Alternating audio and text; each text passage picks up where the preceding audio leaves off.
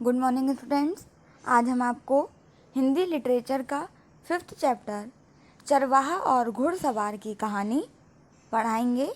ये एक लोक कथा है, बुल्गारिया की लोक कथा। एक दिन हरिया बड़ी सड़क के साथ वाले मैदान में अपनी भेड़ें चरा रहा था।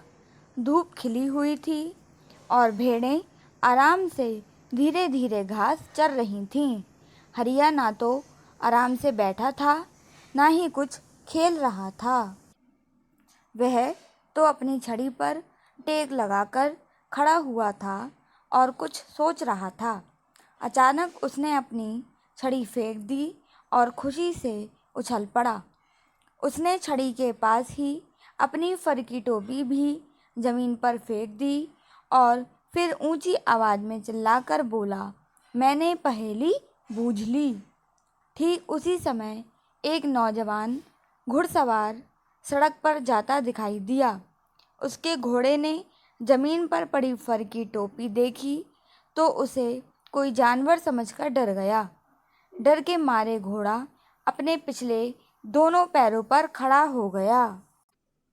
फिर घोड़ा आगे की ओर इतनी जोर से झटका देकर बढ़ा कि घुड़सवार के लिए उसे संभालना मुश्किल हो गया। जब घोड़ा थोड़ा संभल गया तो घुड़सवार चिल्लाकर बोला, ए लड़के, तुमने मेरे घोड़े को इतना क्यों डरा दिया? क्या तुम बिना शोर मचाए चुपचाप अपनी भेड़ें नहीं चरा सकते? मैंने जानबूझकर उसे नहीं डराया। हरिया बोला। अच्छा, तो फिर तुम चिल्लाए क्यों? तुमने अपनी फर की टोपी नीचे क्यों फेंकी? घुड़सवार ने पूछा। इसलिए कि मैं बहुत खुश था, हरिया ने कहा। अच्छा, तो तुम किस बात से इतने खुश थे? घुड़सवार ने पूछा। मैंने पहेली बूझ ली, हरिया ने जवाब दिया। कैसी पहेली? घुड़सवार ने पूछा। मैं तुम्हें बताता हूँ, पर घोड़े की बात पर तुम मुझे डांटना मत। यह पहेली बड़ी कठिन थी। मैंने पहेली बूझ ली तो मुझे लगा कि मैंने बहुत बड़ा काम कर लिया है। अच्छा, पर अपनी पहेली तो बताओ, घुड़सवार ने कहा। वह क्या चीज़ है जो आदमी से ऊंची भी है और मुर्गी से छोटी भी? चरवाहे ने पूछा। वह अज्ञात घुड़सवार सोचने लगा। वह सोचता रहा, देर तक सोचता रहा, किंतु पहेली बूझ ना सका। अच्छा भाई, मैंने हार मान ली।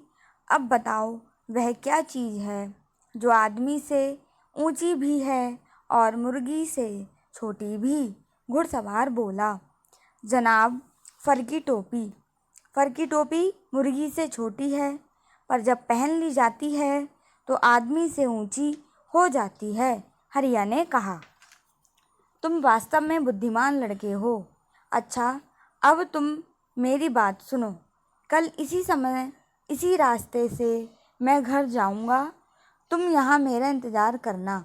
अपनी भेड़ों में से सबसे अच्छी भेड़ मेरे लिए चुनकर रखना। इसके लिए तुम्हारे पिता जितना भी पैसा मांगेंगे मैं दे दूंगा। पर याद रखना, भेड़ ना सफ़ेद हो, ना काली, ना भूरी और ना ही चितकबरी। वह किसी दूसरे रंग की भी नहीं होनी चाहिए। घुड़सवार ने लड़के से कहा। ठीक है, मैं तुम्हारे लिए ऐसी ही भेड़ तलाश करूँगा जैसी तुम चाहते हो, हरिया ने उत्तर दिया। अच्छा, तो फिर कल मिलेंगे, घुड़सवार यह कहकर चला गया।